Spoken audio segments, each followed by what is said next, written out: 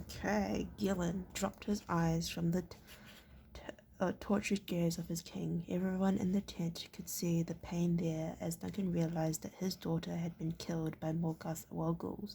Gillen looked around the other men, seeking some form of support from them. None of them he saw could bring themselves to meet their monarch's eye. Duncan rose from the chair and walked to the doorway of the tent, looking to the southwest as if he could somehow see his daughter across the distance. Cassandra left to visit Celtica 8 weeks ago, he said. She's a good friend of Princess Madeline. When all this business with Morgoth started, I thought she'd be safe there. I saw no reason to bring her back. He turned away from the door and his gaze held Gillen's. Tell me everything you know. My lord, Gillen stopped, gathering his thoughts. He knew he had to tell the king as much as possible, but he also wanted to avoid causing him unnecessary pain. The girls saw us and came to us. She recognized Will and myself as rangers. Apparently, she had managed to escape when the Wargulls attacked their party. She said the others were. He hesitated. He couldn't go on. Continue, Duncan said. His voice was firm. He was in control once more. She said the Wargulls had killed them, my lord, all of them. Gillen finished in a rush. Somehow he felt it might be easier if he said it quickly. She didn't tell us despite the details. She wasn't up to it. She was exhausted mentally and physically. Duncan nodded. Poor girl. It must have been a terrible thing to witness. She's a good servant, more of a friend to Cassandra, in fact, he nodded softly. Gillen felt the need to keep talking to the king, to give the king whatever detail he could about the loss of his daughter. At first we almost mistook her for a boy, he said, remembering the moment that when Evelyn had walked into their camp. Duncan looked up, confusion on his face. A boy, he said, with that mass of red hair. Gillen shrugged. She'd cut it short, probably to conceal her appearance. The Celtic footholds are full of bandits and robbers at the moment, as well as Wargulls. Something was wrong, he sensed. He was bone-weary, aching for sleep, and his brain wasn't functioning as it should. But the king had said something that wasn't right, something that he shook his head, trying to clear it, and swayed on his feet, glad for Holt's ready arm to steady him. Seeing the movement, Duncan was instantly apologetic.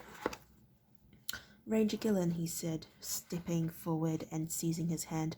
Forgive me, you're exhausted, and I've kept you here because of my own personal sorrow. Please, Holt, see that Gillen has food and rest. Blaze, Gillen started to say, remembering his dust-covered weary horse outside the tent. Holt replied gently, It's all right, I'll look after Blaze. He glanced at the king once more, nodding his head towards Gillen. With your majesty's permission. Duncan waved the two of them out. Yes, please, Holt. Look after your comrade. He's served us well. As the two rangers left the tent, Duncan turned to his remaining advisors. Now, gentlemen, let's see if we can put some reason to this latest move by Morgoth. Baron Tyler cast a quick glance at the others, seeking and gaining their assent to act as spokesman. My lord, he said awkwardly, perhaps we should give you some time to come to terms with this news. The other councillors all mumbled the agreement to the idea, but Duncan shook his head firmly. I'm the king, he said simply, and for the king, private matters come last. Matters of the kingdom come first. It's gone out, said Horace in an agony of disappointment. The three of them looked desperately, hoping that he was wrong, that their eyes were somehow deceiving them, but he was right. The fire under the left-hand pylon had died away to a small glowing heap of embers. By contrast, the other side was well and truly alight, with the fire running fiercely up the tarred rope side rails of the massive cables supporting the right side of the bridge. Indeed, as they watched, one of the three ropes forming the cables burned through, and the right-hand side of the bridge creaked alarmingly. Maybe one side will be enough, Evelyn suggested hopefully, but Will shook his head in frustration, willing the second fire to flare up again. The right-hand pylon is damaged, but it's still usable, he pointed out. If the left-hand side survives, they can still get across to the side, and if they can do that, they might be able to repair the whole thing before we can get warning to King Duncan. Resolutely, he hitched his bow over his shoulder and started across the bridge once more. "Where are you going?" Horace asked him, eyeing the structure with distrust. The bridge had taken a definite lean to one side now that part of the right-hand cable had burned through. As he put the question, the structure trembled again, settling a little further towards the bottom of the abyss. Will paused, balanced on the bare beam that stretched across the gap. "I'll have to relight it," he said. "We've got to make sure there's nothing left on that side of it to salvage." And so saying, he ran to the far side. Horace felt queasy watching him move so quickly across that massive drop with nothing but a narrow beam beneath him. Then he and Evelyn watched in a fever of impatience as Will crouched by the embers. He began fanning them, then leaned down and blew on them until a small tongue of flame flickered inside the pile of unburnt kindling. "He's done it," Evelyn cried. Then the triumph in her voice died as the flicker faded once again. Will leaned down and began to blow gently on the embers. Something else gave on the right-hand side cable, and the bridge lurched, sinking further to the side. Come on," Horace said over and over to himself, his hands clenching and unclenching as he watched his friend. Then Tug gave a quick whining. Both Horace and Evelyn turned to look at the small horse. If it had been either of their own mounts, they wouldn't have reacted, but they knew Tug was trained to remain silent unless Horace looked to where Will was crouched over the remnants of the fire. Obviously, he hadn't heard Tug's warning. Evelyn seized Horace's arm and pointed. "Look," she said, and he followed her pointing finger to the mouth of the tunnel, where a glimmer of light was showing. Someone was coming. Tug pawed at the ground and warning again, a little louder this time, but Will, close to the noise of the burning right-hand cable, didn't hear. Evelyn came to a decision. "Stay here," she told Horace, and started out across the wooden beamed framework. She inched her way carefully, her heart in her mouth, as the weakened bridge structure lurched and swayed. Below her was blackness, and at the very bottom the silver glimmer of the river that ran widely through the base of the fissure. She swayed, recovered, then went on. The roadway was only 8 meters away now 5, now 3. The bridge swayed again, and she hung there for an awful moment, arms spread to hold her balance, teetering over that horrific drop. Behind her, she heard Horace's warning cry. Taking a deep breath, she lunged for the safety of a broad walk, falling on the rough pine floor of the bridge. Heart pounding with the reaction of her near miss, she came to her feet and raced across the bridge. As she drew closer, Will sensed her movement and looked up. Breathlessly, she pointed to the mouth of the tunnel. "They're coming," she cried, and now the reflection of glow of light from within the tunnel was revealed to be the flare of several burning torches as a small group of figures emerged. They paused at the tunnel mouth, pointing and shouting as they saw the flames reaching high above the bridge.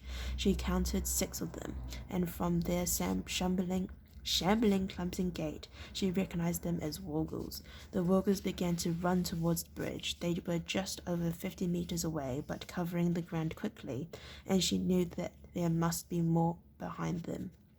"Let's get out of here," she said, grabbing at Will's sleeve, but he shook her hand off, grim-faced. He was already scooping up his bow and quiver, slinging the quiver over his shoulders and checking that the bowstring was firmly anchored.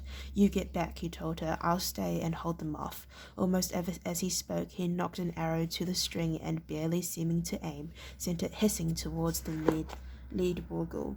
The arrow took in the chest and it fell, crying out once, then lay silent. His companions halted in their tracks. Seeing the arrow, they looked warily around them, trying to see where it had come from. Perhaps this was a trap, their primitive single-track minds told them. As yet they couldn't see the small figure at the end of the bridge, and even as they looked, another 3 arrows came hissing out of the darkness. The steel heads of 2 of the arrows struck sparks as they smashed into the rocks. The third one took one of the wargles at the rear of the party in the lower arm. He cried out in pain and fell to his knees. The wargles hesitated uncertainly, seeing the light and smoke of the fire above the hill that separated their camp area from the bridge. They had come to investigate. Now unseen archers were firing at them. Coming to a decision, and with no one to order them forward, they retreated quickly to the shelter of the tunnel mouth.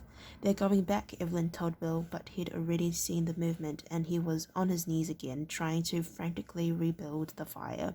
"We'll have to reset the whole thing," he muttered. Evelyn dropped to her knees beside him and began shaping the half-burnt strips and heavier pieces into a conical pyre. "You watch the wargle," she said. "I'll look after this." Will hesitated. After all, this was the fire she had set in the first place. He had a moment of doubt as he wondered if she'd done the job correctly. Then he looked up at the tunnel mouth, saw movement there once again, and realized she was right. Grabbing his bow, he started to move towards the cover of some rocks nearby, but she stopped him. "Your knife," she said. "Leave it with me." He didn't ask why. He slid the sex from its scabbard and dropped it onto the pancake beside her. Then he moved to the rocks. As he left the bridge, he felt it tremble again as the right-hand cable gave a little more. Silently, he cursed the caprice of wind that had fanned one fire and extinguished the other. Encouraged by the lack of arrows whistling around their ears in the past few minutes, the 4 remaining wargles had emerged from the tunnel again and were moving cautiously forwards. Without any real intelligent leadership and with a false sense of their own superiority, they stayed grouped together. An easy target. Will fired 3 times carefully aimed shots. Each one found its mark. The surviving wargle looked at his fallen comrades, then lumbered into the cover of the rocks. Will sent another arrow skating off the granite directly above his head to encourage him to stay where he was. He checked his quiver. There were 16 arrows left, not a lot if the wargles had sent for reinforcements. He glanced at Evelyn. She seemed to be maddeningly slow with her effort to rebuild the fire. He wanted to yell at her to hurry, but realized he would only distract her and slow her down if he did. He looked back to the tunnel, his fingers clenching and unclenching on the bow. 4 more figures emerged, running fast and fanning out as they weren't grouped together. Will brought the bow up, sighted quickly, and released as the one furthest to the right. He let go a little cry of exasperation as the arrow flew behind the running figure. Then he was obscured by the rocks. Blessing the weeks and months of practice that Holt had insisted on, Will had another arrow out of the quiver and ready nocked, without even looking at it. But the other 3 runners had gone to ground as well. Now one of them rose in the middle of the line and darted forward. Will's shot cleaved the air above his head as he dived for cover. Then another was moving on the left, dropping into cover before Will could fire. His heart was beating rapidly as they made their quick rushes, and he forced himself to breathe deeply and think calmly. The time to shoot would be in the last 30 meters, where there was less cover and where the arrows with a short distance to cover would be traveling faster and so be harder to dodge. Will's heart hammered inside his ribs. He was remembering the last time, only a few weeks ago, when fear had made his shorts go wide. His face hardened as he determined that it would not happen again. Stay calm, he told himself, trying to hear Holt's voice saying the words. Another of the figures made a short rush, and this time, as the firelight illuminated him more clearly, Will held his fire as his eyes confirmed what he had begun to suspect. The newcomers weren't Wargles, they were Scanadians. Oh my gosh, what a cliffhanger. Okay, well, thank you for listening to me read chapter 24. If you'd like to listen to me read chapter 25, then please stay tuned and I'll see you next time. Bye-bye.